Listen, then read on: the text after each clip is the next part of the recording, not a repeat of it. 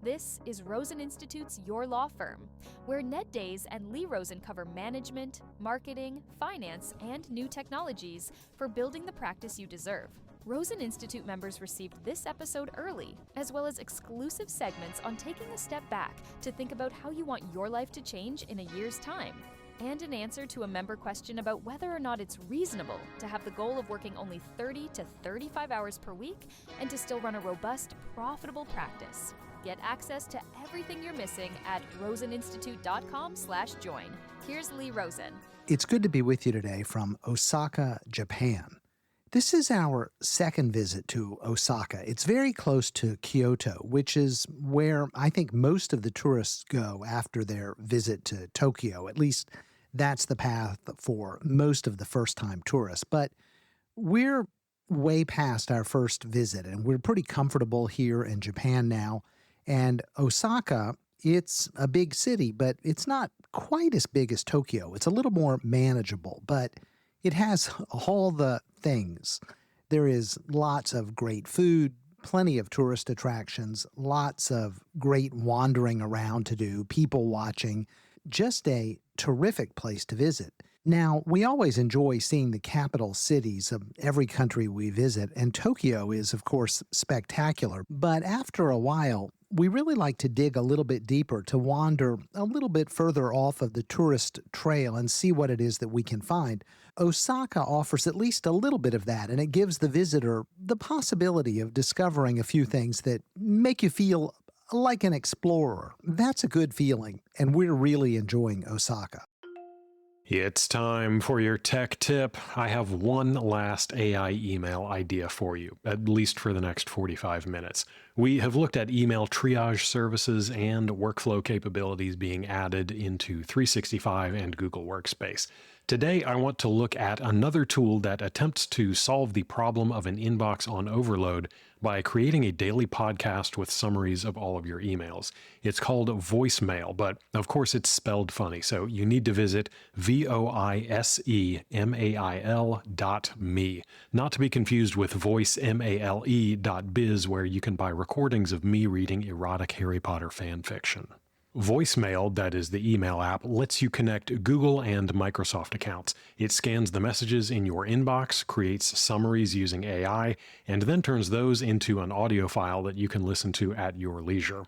If staring at an inbox with 100 unread messages saps you of the will to live each morning, this may be a good way to get a digest of everything that's come in overnight, or to catch up on low-priority messages later on. There's a free plan that supports one email account and 50 messages per month, and paid plans starting at $5 per month that bump up the number of inboxes you can connect, the number of emails processed, and introduce features like customizing the voice, adding an analytics dashboard, and giving you the ability to prioritize certain types of emails to show up at the start of your audio summary. Now, this is a pretty new piece of software. You will notice that you get a message from Google when you try to connect a Gmail account, telling you it hasn't been approved by Google and you probably shouldn't use it. Some of you may also have been wondering whether letting a service you haven't heard of turn client emails into an MP3 for you is a security issue. Get with the times, man. We are in the era of vibe security. Just give your personal details to the universe and let it provide.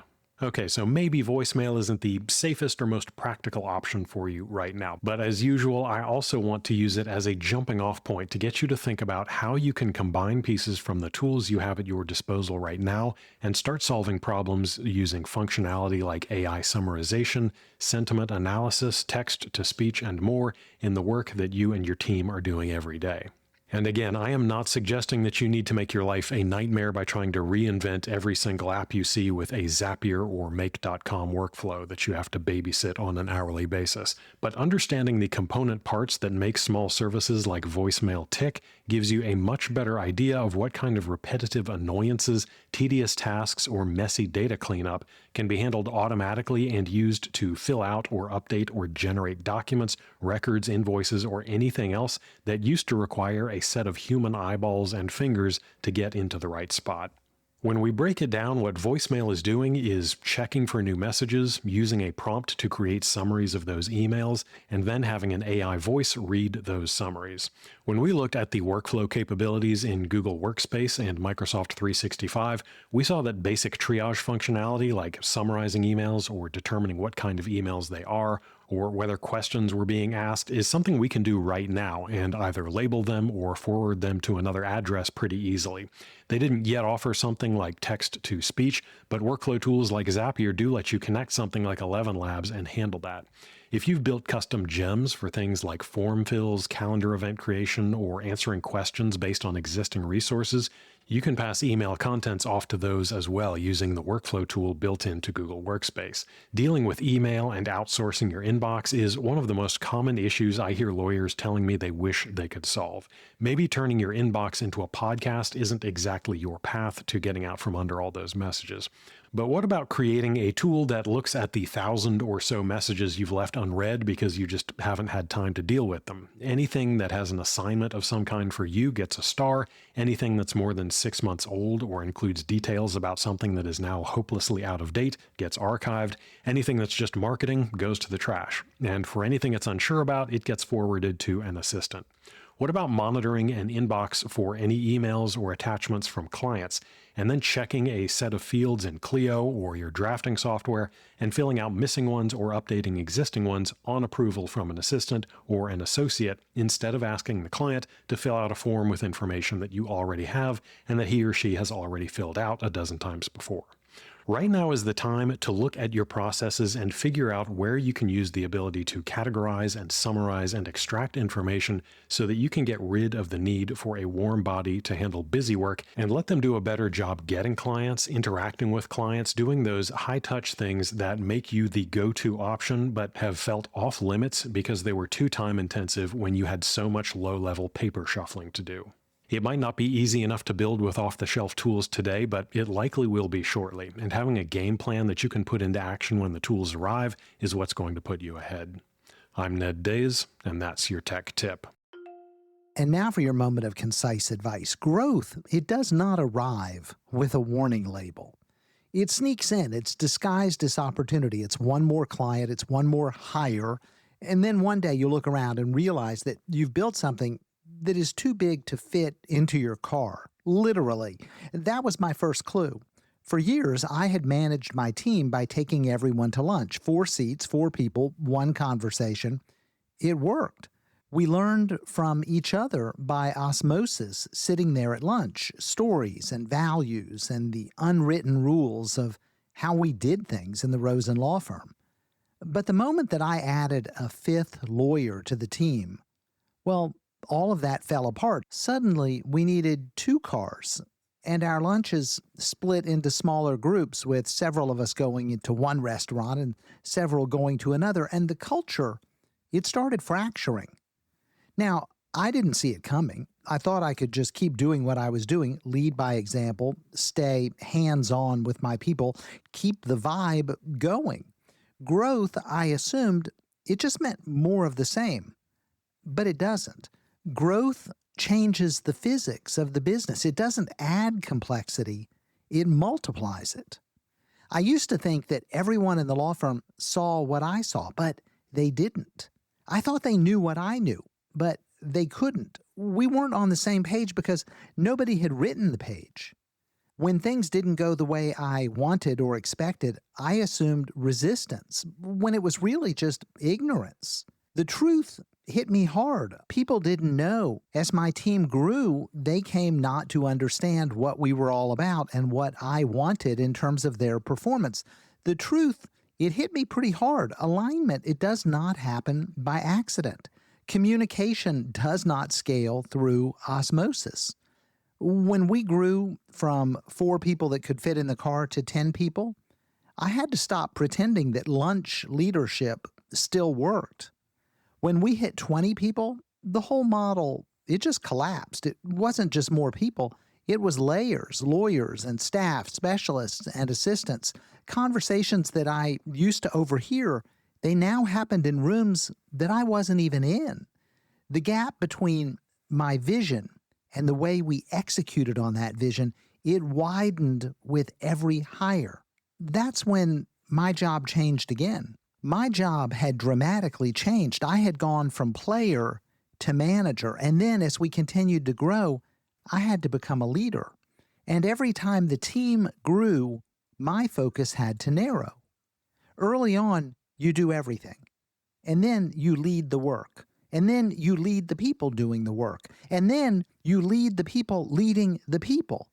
You keep climbing the ladder of abstraction until the only things left on your plate are the few that truly belong to you. Eventually, I boiled my job down to 3 disciplines, the ones that make or break every organization, every law firm. First, hold the vision. You, as the leader, you are the keeper of the why. You are the keeper of the mission, the purpose, the values, and the picture of what it looks like when you get there. If you don't spend your days talking about it constantly, then nobody else will get it. Nobody else will understand. First, you hold the vision. Second, you build and you rebuild the team. This never ends. It's like painting a bridge. By the time you finish, the first section is rusting. Recruiting, developing, replacing, retraining, that's your forever project. And third, you make sure that everyone has what they need. They can't do the job if they don't have what they need. That means tools and training and clarity and, yes, cash. You've got to make sure they have the money. You can't expect people to deliver the vision without the means to do it. That's the job. Vision, team, resources. Everything else, it's just noise. Each transition from one level to the next is a challenge. It requires you to reinvent your day, to understand your work differently, to level up. I remember for me, one of the most difficult pieces of this puzzle was transitioning out of the management piece and into the leadership piece. That's when I recognized that I needed to step back from lots of that daily management, to step out of the meetings and the feedback and the daily execution. That's when I recognized that I needed someone to manage my people so that I could manage the people managing the people. I needed real management, not part-time management, not me doing the best I could with it. I needed people who could reinforce the messages every day, who could keep a finger on the pulse, who could make sure that the plan was actually happening. And that was tough because it was so tempting to be the leader and the manager. But when you do that, when you take that leadership role and that management role, or any 2 roles, you shortchange both roles. You spend your days trying to fix small things while the big things drift out of sight. But when you start letting go, when you let others take on those things, when you empower your staff to do their work, your associates to do their work, your managers to manage, when you let others run and do and make things happen, something shifts.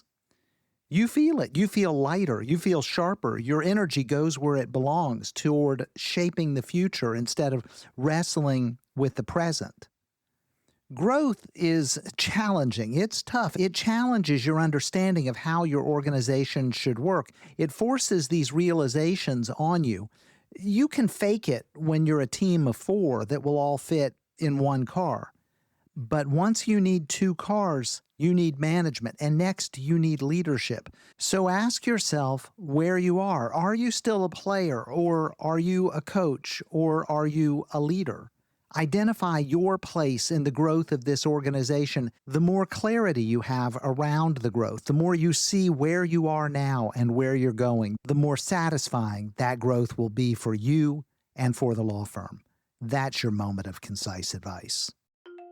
Wrapping up from Osaka, thanks for spending a few minutes with me and Ned today. We hope you have a great weekend and an even better week next week. Keep plugging away, moving forward, and getting things done. You're on the right track. You'll get there, I promise.